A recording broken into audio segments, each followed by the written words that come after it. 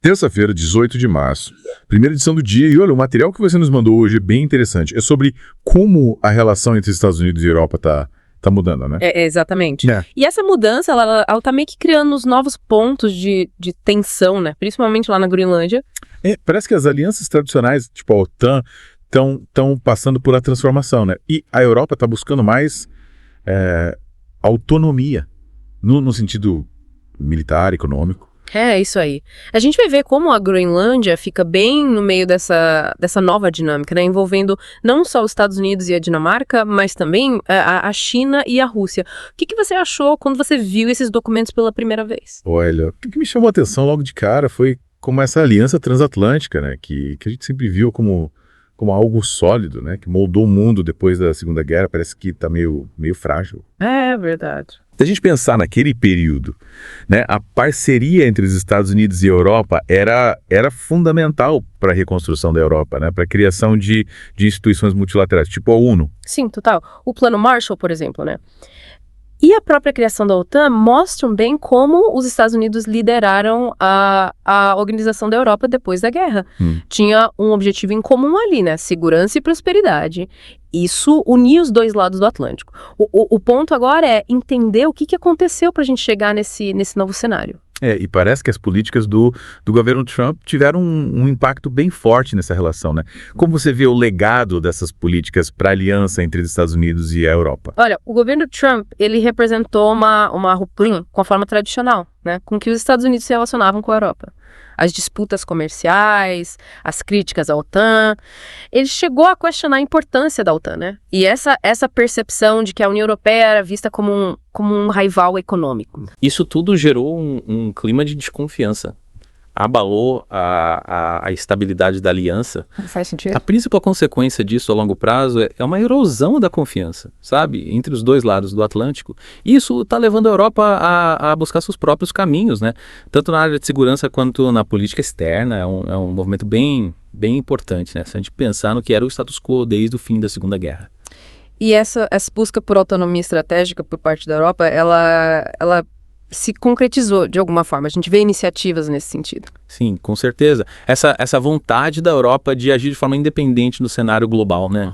Principalmente em relação à defesa e à política externa, sem depender tanto dos Estados Unidos, tem ganhado muita força. Teve uma declaração do Friedrich Merz, que era o ministro alemão, né? Ele falou sobre a necessidade da Europa ser menos dependente dos Estados Unidos para garantir a sua segurança. Isso mostra bem essa mudança de mentalidade, né? Sim. E essa ideia de uma força militar da União Europeia, né, uma força independente, como que isso se encaixa nesse contexto? Essa proposta de uma força militar europeia, né, capaz de operar sem a necessidade da OTAN, seria tipo a realização máxima dessa busca por autonomia, né? Mas existem muitos obstáculos, né? Tem resistência de alguns países membros, né, que não querem essa força. Tem a preocupação de que essa força duplique esforços com a OTAN, né? Certo. E tem também a questão dos investimentos, né, tanto financeiros quanto tecnológicos, que seriam enormes para tornar essa força realmente eficaz. Entendi. Mudando um pouco de assunto, a gente tem visto a inteligência artificial, né, a IA, como um novo campo de competição geopolítica. Como essa disputa pela maestria IA afeta a relação entre os Estados Unidos e a Europa? A competição pela liderança em IA, ela não se limita aos Estados Unidos e à China, né? A União Europeia também tá no jogo, né? E o interessante é que a gente vê uma divergência nas abordagens regulatórias, né? Os Estados Unidos, eles preferem um modelo mais livre, né, para o mercado, para inovação em IA, enquanto a União Europeia, ela prioriza a transparência, né? A ética, a prevenção de vieses nos algoritmos, essa diferença de visão, né, em relação à regulamentação da IA acabou se tornando um novo ponto de atrito entre os dois lados. E isso, com certeza, influencia o equilíbrio de poder no século XXI. Então, a forma como cada um regula a IA tem implicações diretas no equilíbrio de poder global. Sim. O controle da tecnologia, né, e a definição de padrões éticos de governança digital, isso tudo são elementos muito importantes na balança de poder hoje em dia.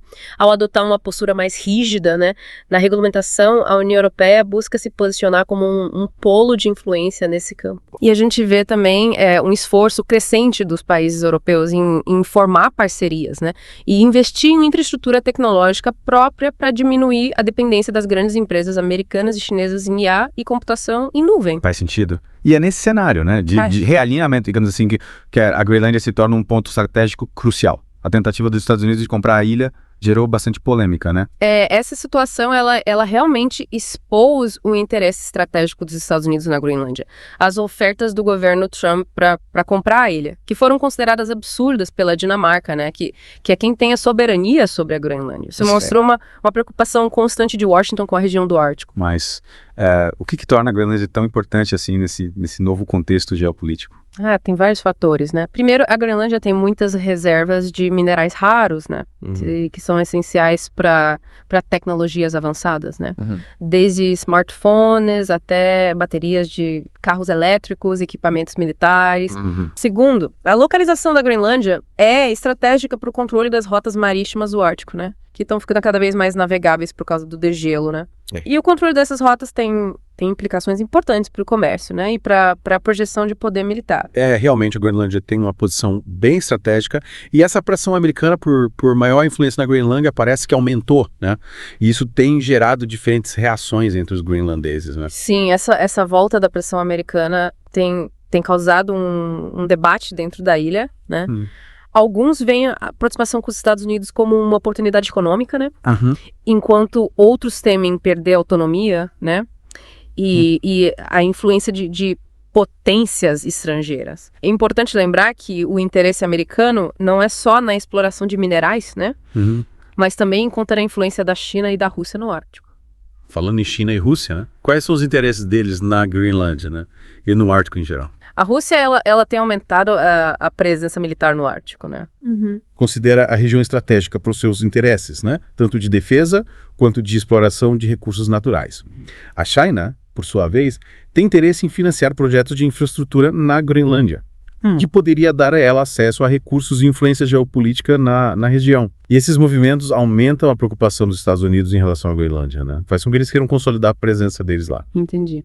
E a União Europeia, como que se posiciona nesse jogo de interesses, né? Teve alguma declaração forte sobre essa questão? Sim, teve uma declaração bem clara do Jean-Noël Barrot, né?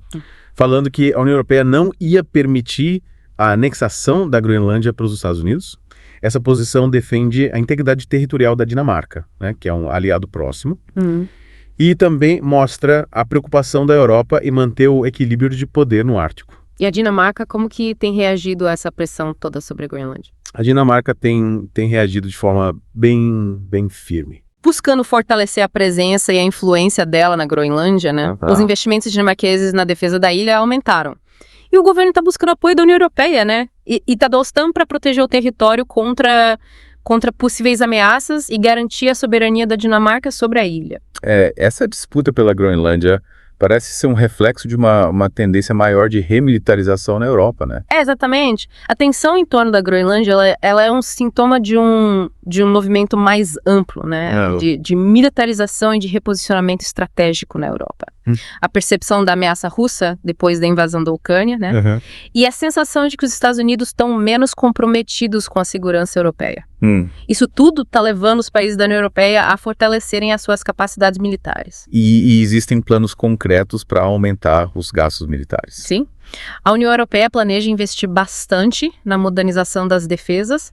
As estimativas são de que esse investimento chegue a 800 bilhões de euros. O que seria uma mudança bem grande na política de segurança do bloco. Claro que esse aumento nos gastos militares levanta questões sobre o impacto que isso pode ter em outras áreas, né? Como programas sociais. Sim, é um debate importante. E essa remilitarização, ela impulsiona de alguma forma a indústria bélica europeia. Com certeza. Países como a França e a Alemanha, por exemplo, estão expandindo a produção e a exportação de armas, né? Buscando fortalecer a autonomia deles no setor de defesa e atender essa demanda crescente por equipamentos militares.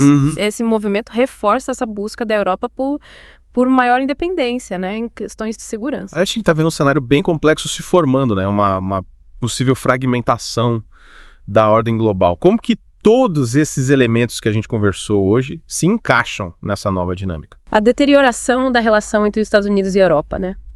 A competição por territórios estratégicos, como a Groenlândia, o avanço da inteligência artificial, tudo isso tá remodelando as dinâmicas de poder no mundo. Aquele modelo tradicional, né, com os Estados Unidos como o o principal garantidor da estabilidade no seguinte, está dando lugar a um cenário bem mais complexo, bem mais imprevisível. E qual que é o papel da Europa nessa nova ordem? A Europa, ela busca consolidar a independência dela, né? Tanto militar quanto econômica. Mas enfrenta desafios internos para conseguir alcançar essa nova posição. Ao mesmo tempo, a gente tem a ascensão de potências como a China e a Rússia, né? Que adicionam mais uma camada de complexidade ao equilíbrio global.